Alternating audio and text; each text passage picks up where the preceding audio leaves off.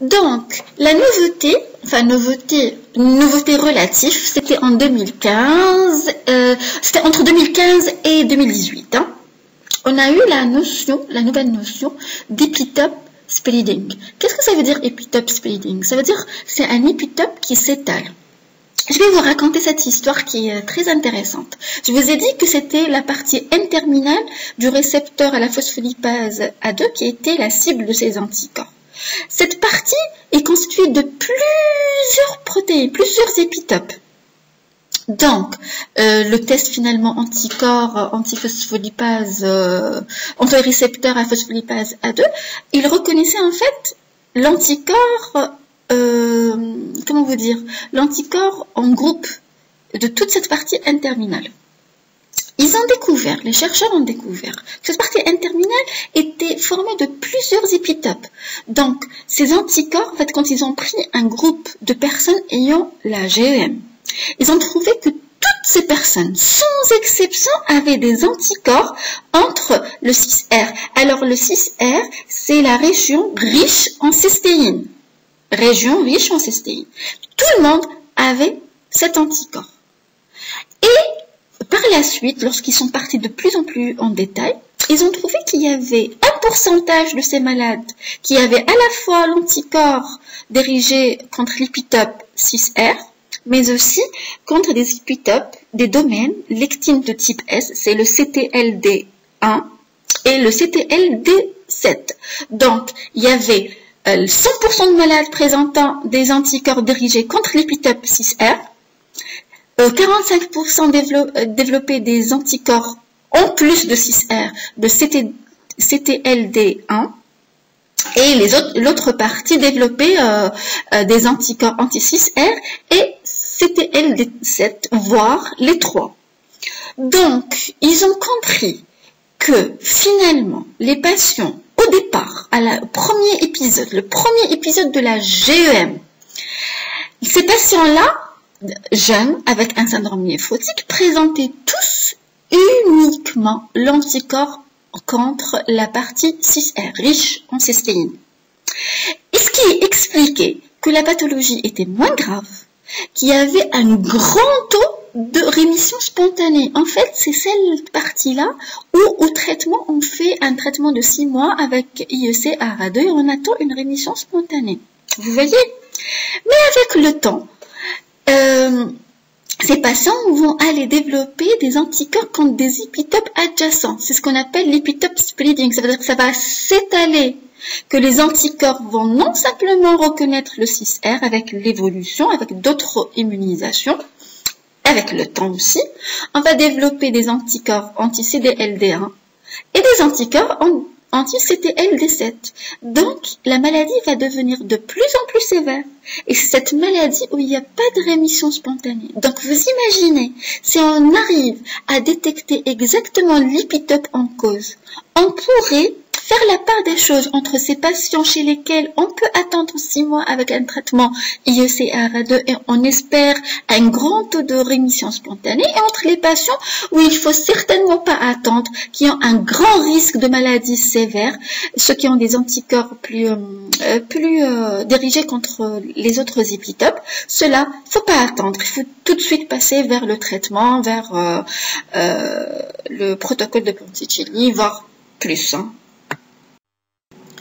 Et dans le développement, bientôt, Inch'Allah, on aura des tests anti-PLA2R basés sur la spécificité épitopique. Ça veut dire qu'on aura non simplement positivité PLA2R, mais ça va nous dire exactement combien d'anticorps, sur combien d'épitopes, et quels sont les épitopes en cause. Donc, on pourra définir dès le départ patients à haut risque, et patients à moyen risque, et patients à faible risque.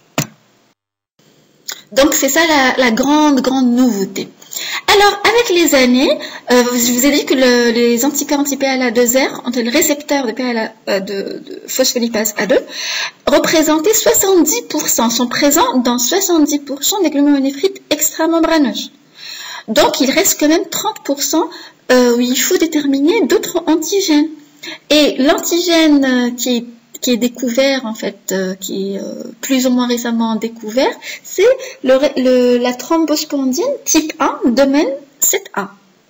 Donc, dans 10% des GM où on retrouve des BAL2R négatifs, ils ont une positivité à la thrombospondine type 1 domaine 7A. Donc, c'est le deuxième épitope, deuxième antigène reconnu et prouvé pour la GM. Reste quand même les 20%. Ces 20%, il faut trouver d'autres antigènes, trouver une explication. Hein. Et la relation cause à effet entre les anticorps anti-thrombospondine type 1 domaine 7A, j'insiste, il faut vraiment le dire en entier pour ne pas être en erreur. Il y a une relation cause à effet entre ces anticorps-là et le développement d'une glomérulonéphrite extramembraneuse. Il faut savoir que le récepteur phospholipase A2 et la thrombospondine type 1 domaine 7A en précision sont des protéines qui sont antiprolifératives. Qu'est-ce que ça veut dire? Ici, on a un véritable problème, un véritable malaise. C'est ça la nouvelle théorie de la GEM. En fait, ces protéines sont antiprolifératives. Si on développe des anticorps contre ces protéines, et on dit, voilà, c'est une GEM primitive. Donc, on inhibe leur action antiproliférative, ce qui va entraîner un développement de cancer. Donc, la question ici, c'est, est-ce que on a vraiment le film en entier, l'histoire naturelle en entier? Peut-être, certains chercheurs posent la question, est-ce que la GEM primitive, finalement, n'était pas le premier acte d'un cancer? Que finalement, on a vu dans notre pratique quotidienne des GEM dites primitives avec PLA2R positif, ou bien les anticorps antithrombospondine type 1 domaine 7A positifs, et après 5 ans, 6 ans, 7 ans, développer des cancers. N'est-ce pas? On l'a tous remarqué. Donc, qu'est-ce qu'ils proposent? Les chercheurs proposent que finalement, ces cancers solides avec GEM étaient finalement à la base des GEM primitifs qui développaient des anticorps anti-thrombospondine type 1 domaine 7A, il faut être précise, et des anticorps anti-récepteurs phospholipase A2, puisque c'était des anticorps pour des protéines antiprolifératives, avec le temps, ça va développer des cancers solides. Et ces cancers solides vont entraîner le développement d'antigènes, ces antigènes cancéreux qui vont aller secondairement se déposer au niveau de la position extramembraneuse de la membrane basale, et ça va entraîner une GM secondaire. Reste à prouver. Vraiment, c'est une théorie intéressante, mais il faut vraiment la consolider avec des études beaucoup plus poussées. Hein. Ça reste une théorie. Gardez-la en tête, mais quand même, ça tient debout. Voilà. Donc, il y a une petite précision que je voudrais rajouter, c'est par rapport aux anticorps anti-PLA2R plus précisément. Dans leur partie N-terminale, je vous ai dit qu'il y avait plusieurs épitopes possibles. Une étude extrêmement récente a démontré et a mis le point, enfin mis la lumière sur le fait que ces épitopes a fait une certaine, comment on appelle ça, mimétisme moléculaire. Ça veut dire que ces épitopes ressemblaient à des clostridium de plusieurs bactéries qui émettent la théorie que finalement la GEM est une maladie secondaire à un mimétisme moléculaire entre le PLA2R et forcément la thrombospondine type 1 domaine 7A avec d'autres bactéries. On va être pollinisé par une bactérie, on va développer des anticorps et ces anticorps reconnaissent aussi les récepteurs à la phospholipase A2 et la thrombospondine type 1, l'un ou l'autre. Hein. Donc finalement, ils développent une théorie qui ressemble beaucoup à la GN. Hein. Vous voyez, reste à prouver, enfin, la ressemblance mimétisme moléculaire avec plusieurs bactéries et clostridium, ça a été prouvé.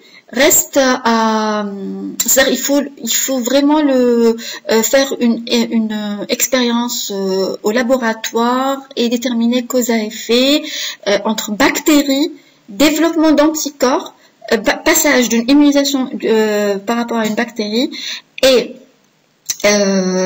développement d'anticorps anti-PLA2R ou anti-thrombospondine type 1 domaine 7A et développement d'extramembraneuse. Et aussi, il faut déterminer quelle bactérie. Donc, voilà, c'est la grande nouveauté en matière de extramembraneuse. Donc, qu'est-ce qui se passe après le développement de ces anticorps? Donc, c'est des antigènes existants naturellement dans la partie extramembraneuse de la membrane de filtration. Ces anticorps viennent fixer ces antigènes. Donc, antigènes, anticorps, activation du complément par voie classique, formation de MAC. Alors, ces MAC, qu'est-ce qui va se passer? Le podocyte, le pauvre, le soldat, il va essayer de les absorber au maximum. Essayer dans une tentative désespérée de sauver la membrane basale. Il va absorber, à un moment donné, ça, il est rempli, ça dépasse sa capacité.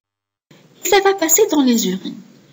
Donc, le taux de MAC urinaire et C3D urinaire, qui sont des marqueurs d'activation du complément par voie classique, leur taux pourrait être corrélé à la sévérité de la GEM.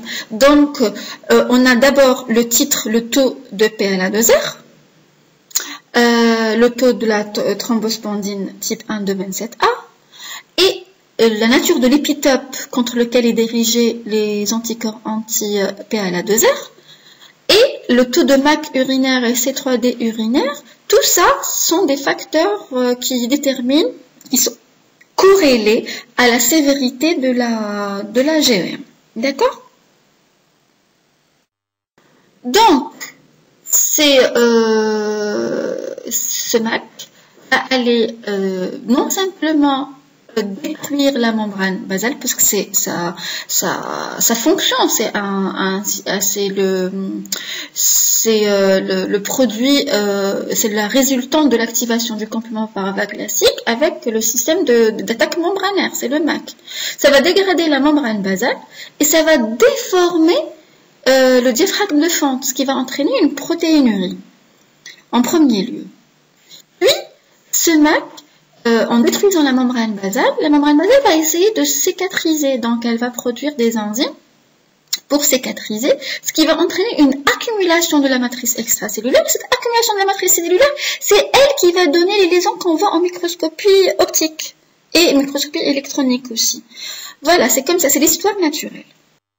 Il faut savoir que cette protéinurie qui est comme ça lâchée dans les tubes, ça va entraîner des conséquences.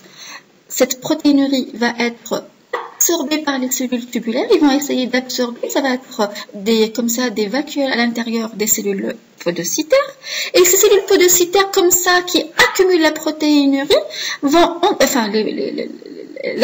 l'absorption de ces protéines, l'albumine en particulier, va entraîner la production de produits profibrosants. Ces produits profibrosants, dont le plus important, le chef de file, c'est le TGF-bêta. J'insiste sur le fait que les IUC et les ARA2 bloquent le TGF-bêta, d'où l'importance de donner ces médicaments lorsqu'il y a une protéinurie massive. Ça protège non simplement, ça diminue non simplement la protéinurie, mais ça protège contre la fibrose interstitielle, puisque ces cellules tubulaires comme ça, envahies d'albumine, vont produire le TGF-bêta. Ce TGF-bêta va entraîner la fibrose interstitielle. Et pour les résidents majeurs, les R3 et les R4, ils savent très très très bien que la fibrose tubulo-interstitielle est le facteur pronostic de toute néphropathie, bien plus que la lésion glomérulaire elle-même. Voilà, on a fini le cours de la GEM. C'est un cours que j'adore, que je préfère. C'est ma glomérulonéphrite préférée. J'espère avoir transmis le message, avoir mis le point sur les nouveautés. Et n'hésitez pas à poser des questions. Je répondrai dans les commentaires. Et à la prochaine, Inch'Allah.